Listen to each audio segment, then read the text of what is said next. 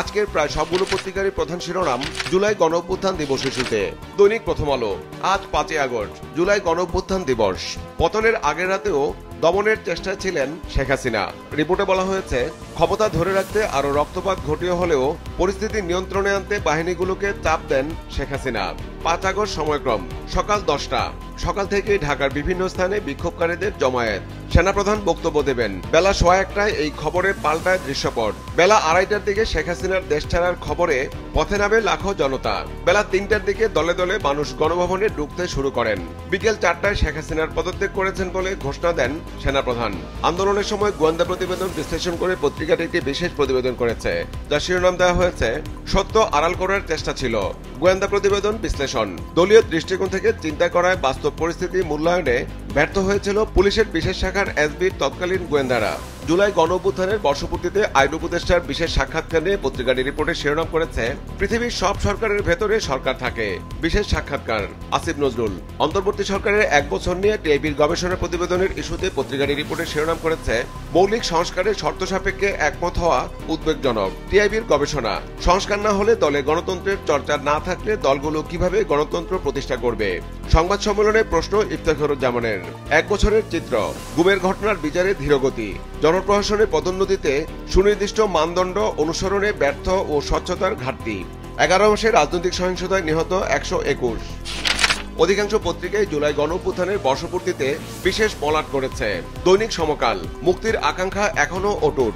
এনসিপির মুখ্য সমন্বয়ক নাসিরউদ্দিন পাটোয়ারির সাক্ষাৎকার নিয়ে পত্রিকাটি রিপোর্টে শিরোনাম করেছে, আমরা সবাই নিপীড়িত ছিলাম। নাসিরউদ্দিন পাটোয়ারি, বিএনপি জামাতের সঙ্গে যোগাযোগ ছিল না। গণঅভ্যুত্থানের মৃত্যু নিয়ে পত্রিকাটি একটি বিশেষ প্রতিবেদন করেছে, তার শিরোনাম দেওয়া হয়েছে, অভ্যুত্থানে বেশি মৃত্যু 10 জেলার মানুষের। দৈনিক সমকালের মূল পত্রিকার প্রধান শিরোনাম করা হয়েছে, টিআইবি সংবাদ সম্মেলন নিয়ে, রাজনৈতিক সংকট ঘনীভূত হওয়ার ঝুঁকি রয়েছে। টিআইবির পর্যবেক্ষণে সরকারের 1 বছর, কর্তৃত্ববাদী সরকার বিতাড়িত হলেও সব খাতে দলীয়করণ, আন্তর্জাতিক অপরাধ ট্রাইব্যুনালের বিচার ও কৌশলী নিয়ে প্রশ্ন, অর্থনীতিতে এখনো স্বস্তি ফেরেনি, দখল চাঁদাবাজি অব্যাহত, আইন শৃঙ্খলার অবনতি, এনসিপি কিংস পার্টি, কারণ তাদের দুজন এখনো সরকারে আছেন, গণমাধ্যমের স্বাধীনতা নিশ্চিত হয়নি, মানবতা বিরোধী অপরাধের মামলায় শেখ হাসিনার বিরুদ্ধে সাক্ষ্য নিয়ে পত্রিকাটি রিপোর্টে শিরোনাম করেছে, দ্বিতীয় সাক্ষী ইমরানের জবানবন্দি, নো ট্রিটমেন্ট নো রিলিজ, নির্দেশ দেন শেখ হাসিনা। মানবতা বিরোধী অপরাধের মামলা, পুলিশের বাবা মা ছিলেন শেখ হাসিনা, জবানবন্দিতে তৃতীয় সাক্ষী পারবিন। শেখ হাসিনা ও আসাদুজ্জামানের এক আইনজীবী নিয়ে বার্গম্যানের প্রশ্ন। দৈনিক যুগান্তর জুলাই অভ্যুত্থানের বর্ষপূর্তিতে বিশেষ মলাট করেছে, জুলাই তুমি স্বাধীন সকাল, তুমি বাংলাদেশ। ছাত্র জনতার গণঅভ্যুত্থানের বর্ষপূর্তি আজ। দৈনিক যুগান্তরের মূল পত্রিকার প্রধান শিরোনাম করা হয়েছে, গণঅভ্যুত্থান দিবস ইস্যুতে, ইতিহাস বদলে দেয়া গণঅভ্যুত্থান দিবস আজ। হিংস্র ফেসিবাদের পতন, দীর্ঘদিনের ফেসিবাদী শাসন থেকে মুক্ত হয় প্রিয় স্বদেশ। আজ ও কাল দেশব্যাপী বিজয় র্যালি করবে বিএনপি, আজ গণমিছিল করবে জামায়াতে ইসলাম। জুলাই ঘোষণাপত্র আজ পাঠ করবেন প্রধান উপদেষ্টা। দিনভর উৎসবমুখর আয়োজন। আন্তর্জাতিক অপরাধ ট্রাইব্যুনালে শেখ হাসিনার বিরুদ্ধে সাক্ষ্য ইস্যুতে পত্রিকাটি রিপোর্টের শিরোনাম করেছে, জুলাই অভ্যুত্থানে আহত শিক্ষার্থী ইমরানের সাক্ষ্য, শেখ হাসিনার নির্দেশ ছিল নো রিলিজ নো ট্রিটমেন্ট। দৈনিক আমার দেশের প্রধান শিরোনাম করেছে, জুলাই গণঅভ্যুত্থানের বর্ষপূর্তি ইস্যুতে, হাসিনার ফেসিবাদী শাসন থেকে মুক্তির দিন আজ। প্রধান উপদেষ্টার ভাষণ ইস্যুতে পত্রিকাটি রিপোর্টের শিরোনাম করেছে, জাতির উদ্দেশ্যে আজ প্রধান উপদেষ্টার বহুল প্রতীক্ষিত ভাষণ, প্রাধান্য পাবে সংসদ নির্বাচন। সাবেক সেনাপ্রধানের লাশ উদ্ধার নিয়ে পত্রিকাটি রিপোর্টের শিরোনাম করেছে, চট্টগ্রাম ক্লাব থেকে সাবেক সেনাপ্রধান হারুনের লাশ উদ্ধার।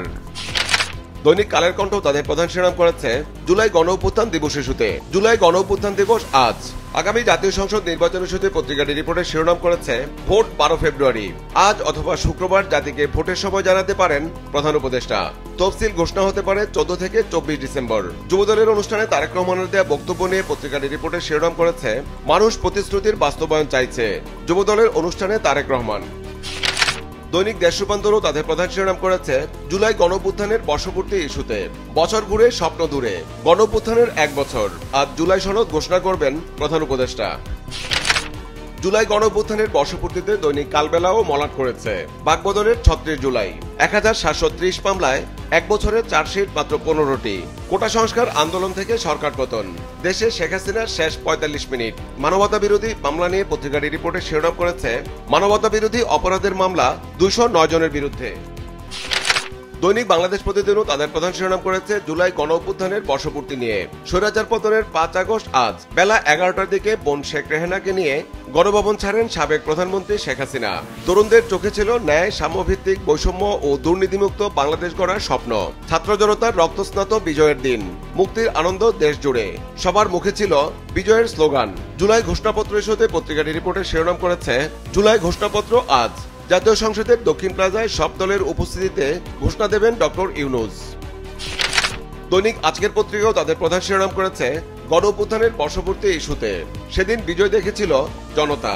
জুলাই অভ্যুত্থানের ১ বছর। বৈষম্য বিরোধী ছাত্র আন্দোলনে মানবতা বিরোধী অপরাধের মামলা নিয়ে পত্রিকাটি রিপোর্টের শিরোনাম করেছে মানবতা বিরোধী অপরাধের ৪৫০ অভিযোগ।